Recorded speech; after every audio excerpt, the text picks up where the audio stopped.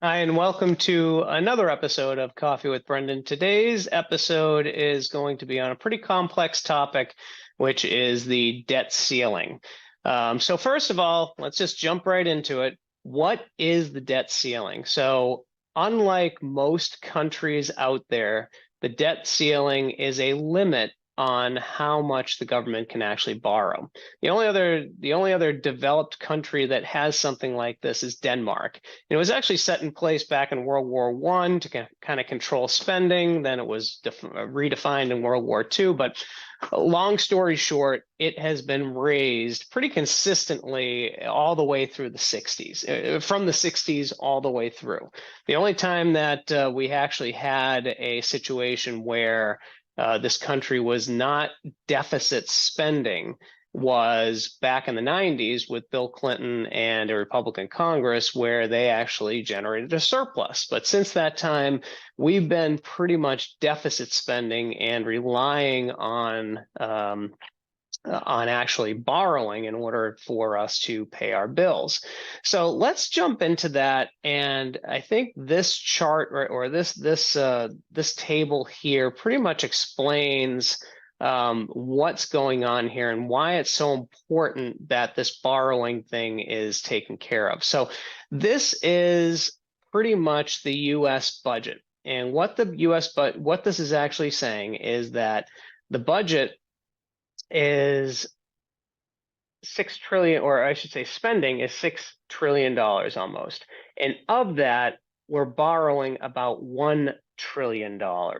So again, just for those listening out there, a trillion is 1 and then 12 zeros afterwards. So you could actually say that a trillion is 1 million million. So it's a huge number. And so when people are, when I hear politicians say, "Oh, well, we reduce the deficit," oh, well, it's reduced from 1.5 trillion to 1 trillion. So you just moved from um, 1.5 million million down to 1 million million. Well, that should be celebrated. And obviously, I'm being facetious here. I don't think that's actually the case.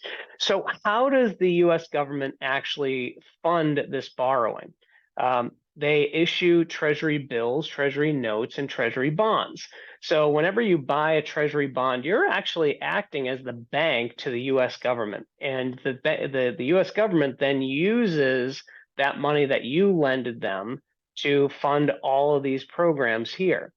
And to this point, I think everyone is aware that our debt is just astronomical. I think it's at this point it's at $31 trillion. So again, $31 million is how much we're in debt right now. And the only reason that we're able to fund and to have this kind of weight on our shoulders is because the interest on that is so small. To this point, interest rates have been very low. And we've been able to keep them low because at the end of the day, around the world, the US, anything US debt is actually considered in investing circles as risk-free. And so because it's got low risk, just like anyone who's going to get a loan, if they have an 800 credit score, an 850 credit score, you're going to be offered a pretty low mortgage rate, for instance, if you go to the bank to buy a house. But on the flip side, if you're not a very credit-worthy borrower, like in the case of Greece, then your interest rate might be a whole lot higher because the bank is obviously going to require a higher interest rate in order to lend money to you because you're more risky.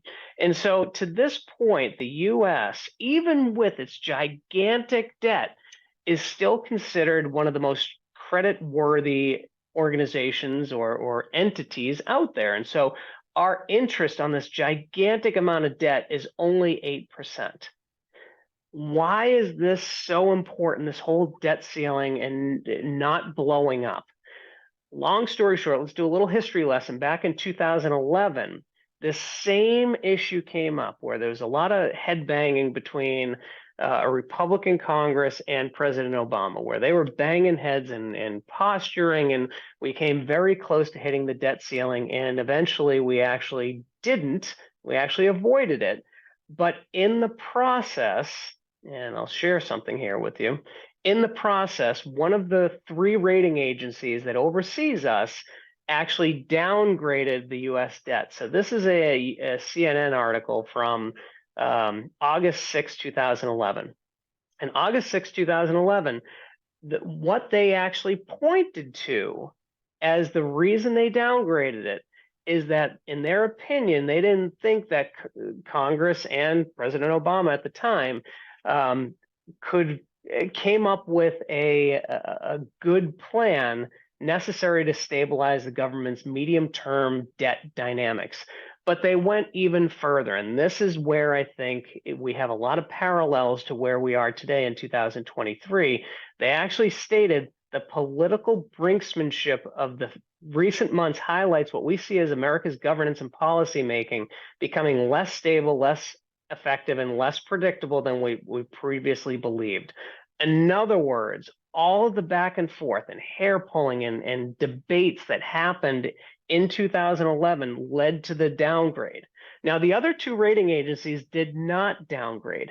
However, in 2023, another one of the rating agencies said, if we have another repeat of 2011, we also will downgrade.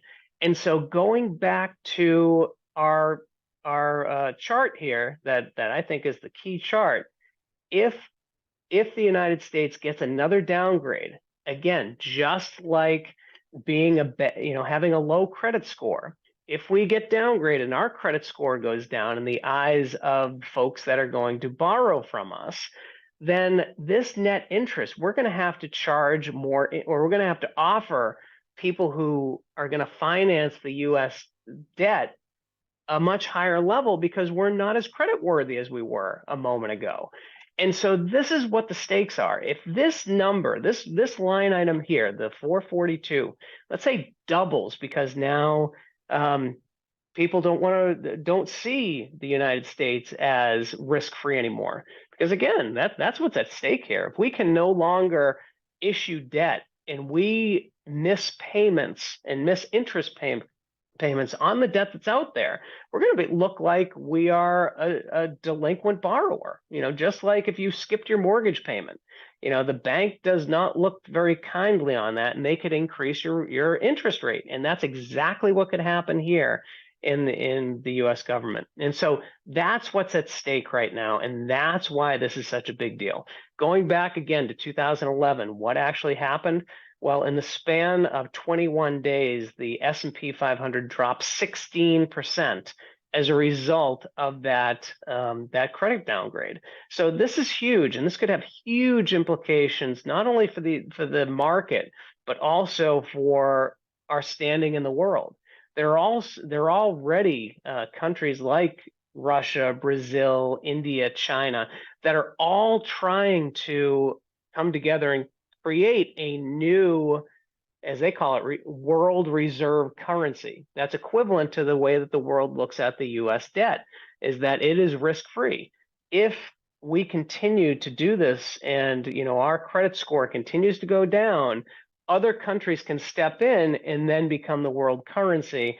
And that would, again, make that $31 trillion of debt that we have on our shoulders unbearable. Right now it's bearable because only 8% of our overall budget, but if it starts getting to 16 to 20% because the interest rate that we have to offer to potential lenders is that much higher because we're not creditworthy anymore, that's where this whole house of cards kind of comes crumbling down. So again, long story short, I trust that there's going to be a lot of letters that are being written to congressmen, to the president, et cetera, saying, don't let this happen. Don't dig your heels in. But again, the reality of the situation is the two major players here are the Speaker of the House, McCarthy, and President Biden, both of whom are on thin ice. Biden's got a very low approval rating, and McCarthy just barely got the nomination from his party. So both of them have really need to make some political gains and raise their political capital in the eyes of the voters. And again, that's what concerns me, is that there are two men that have a lot to lose if they give in, and so they're going to take some pretty hardline stances on this. So more to come on this, but definitely buckle your seatbelt. If in the short term, the two sides come together and resolve this, then the market may actually celebrate it and the market may actually go up. But on the flip side, if this does get down to the wire and we have another repeat of 2011, buckle your seatbelts, because it could get rough. I wish I had some more positive news, but definitely, if this is something that's very concerning to you and you're worried about how you're positioned with your portfolio, definitely give us a call, schedule a meeting, and we can talk about the risks to your portfolio. So thanks for listening, and we'll see you next time.